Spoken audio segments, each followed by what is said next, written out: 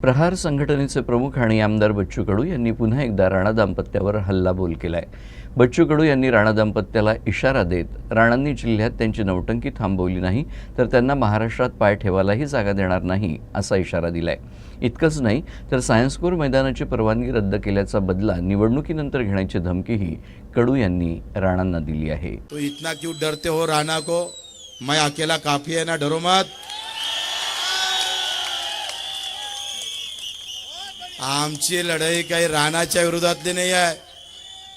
राणा तर एका कोपऱ्यातला असा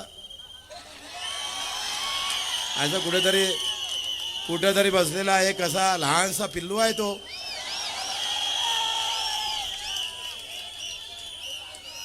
अरे हम चलते तो पूरा महाराष्ट्र हला देते हम।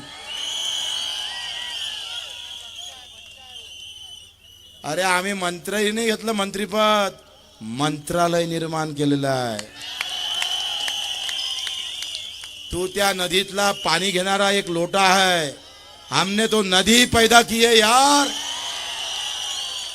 यहाँ तो नदी का निर्माण किया है, मंत्रालय निर्माण किया है।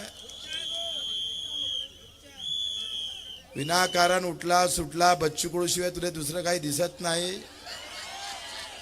जास्त बोलत राहिला तर रात्री स्वप्नात येईन आणि चालला जाशील, काम काही वांदा होऊन जाईल।